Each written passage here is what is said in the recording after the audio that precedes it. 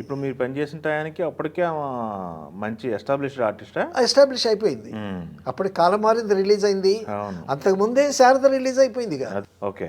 అప్పుడు శారద క్రాంతి కుమార్ గారు తీశాడు.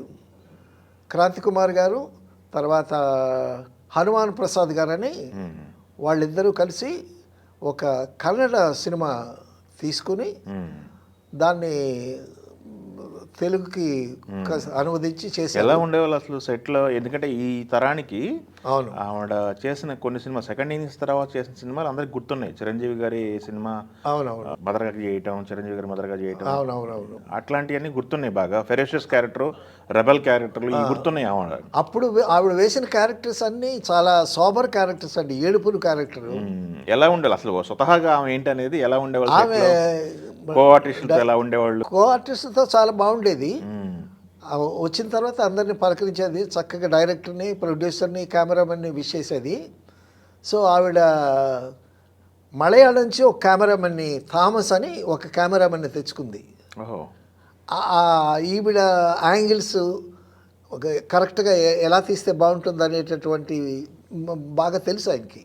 పర్సనల్ కెమెరామెన్ ఆయన తెచ్చుకుంది, తమిళ్లో తీసుకొచ్చింది, పల్లెపడిచలో పెట్టింది. సో చక్కని క్లోజ్ షాట్స్ తీసేవాడు ఆయన. ఎందుకంటే ఆవిడ గొప్ప అందగతి కాదు, ఒక నార్మల్ పర్సనాలిటీ. అయితే హోమ్లీగా ఉంటుంది ఆవిడ ఎక్స్ప్రెషన్. కానీ తర్వాత అండి కాలం మారిందిలో అప్పుడన్నీ ఏడుపుగొట్టు క్యారెక్టర్స్ ఆవిడ వేసినవన్నీ. సో కాలం మారిందిలో ఒక పెట్టుగోడ మీద కూర్చుంటుందండి శారద. పెట్టుగోడ మీద కూర్చుంటే విశ్వనాథ్ గారు ఒక షాట్ పెట్టాడు. ఆయన షాట్ పెట్టి, మరి కేబీ రెడ్డి గారు ఇన్స్పిరేషన్ అయ్యి ఉండొచ్చు బహుశా, శారద ఈ కంట్రీలో నుంచి ఒక చుక్క, ఈ కంట్రీలో నుంచి ఒక చుక్క రాలాలి అన్నాడు. అది కేబీ రెడ్డి గారు శారదతో వేసినటువంటి మహానటి సినిమాలు కూడా చూపించారు కదా, సావిత్రి గారితో. అలాగేనండి అంది. మేము ఈ కంట్రీలో నుంచి ఒక్క చుక్క, ఈ కంట్రీలో నుంచి చుక్క, రెండు చుక్కలే ఎట్టా రాలుతాయి, నీళ్ళు వస్తే కన్నీళ్ళు వస్తే ఒక్కొక్క చుక్క రాదు కదా అంటే, సరేనండి అంది. అని లో యాంగిల్లో కెమెరా పెట్టారండి. పెడితే సరే గ్లేజర్ని టచ్ చేసుకుంది రెండు కళ్ళలో. గ్లేజర్ని టచ్ చేసుకుని, ఏమండి నేను రెడీ అయిన తర్వాత రెడీ అని అంటాను, అప్పుడు కెమెరా ఆన్ చేయండి అంది. అసలు గ్లేజర్ని వేసుకుంది, కళ్ళు మూసుకుందండి. కళ్ళు ఇలా మూసుకుని మరి వాటరు కళ్ళల్లో ప్రిపేర్ అవ్వాలి కదా, ఫామ్ అవ్వాలి కదా, అప్పుడు రెడీ అంది. రెడీ అయినాక కెమెరా ఆన్ చేసాం. కరెక్ట్గా అండి కళ్ళు రెప్పలు తెరిచి ఇలా వాల్చిందండి. కరెక్ట్గా రెండు చుక్కలు పడ్డాయండి. సో అందరికి క్లాప్స్. సో విశ్వనాథ్ గారు అలా చెప్పటం, ఆవిడ ప్రిపేర్ అవ్వటం, కరెక్ట్గా ఆ డ్రాప్స్, రెండు డ్రాప్స్ పడటం కళ్ళారా చూశాను కాబట్టి మై మెమరీ.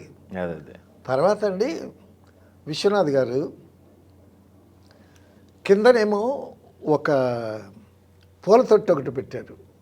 పూల తొట్టు ఒక మొక్క, ఆ మొక్కలో ఆకులు ఉన్నాయి, ఒక పెద్ద ఆకులు ఉన్నాయి, క్రోటన్ మొక్క ఏదో ఉంది అది.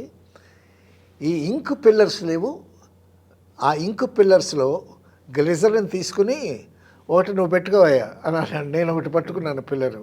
అది గ్లిజరిన్ తీసాం, కళ్ళకి పెట్టుకుంటాం కదా గ్లిజరిన్.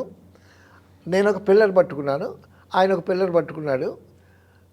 రెడీ 1 2 3 అనేసరికి డ్రాప్స్ వేయాలి మేము ఆకుల మీద. సో 1 2 3 ఆ నీటి బొట్లు, కన్నీటి బొట్లు పడ్డట్లు. అసలు ఈ షార్ట్ కట్ చేసి, శారద క్లోజ్ కట్ చేసి వేస్తే, వెనకాతల రీ రికార్డింగ్ ఇస్తే, అబ్బో చూసిన వాళ్ళకే ఏడుపు వస్తుంది. అంత బాగా కమిట్మెంటు, యాక్షను.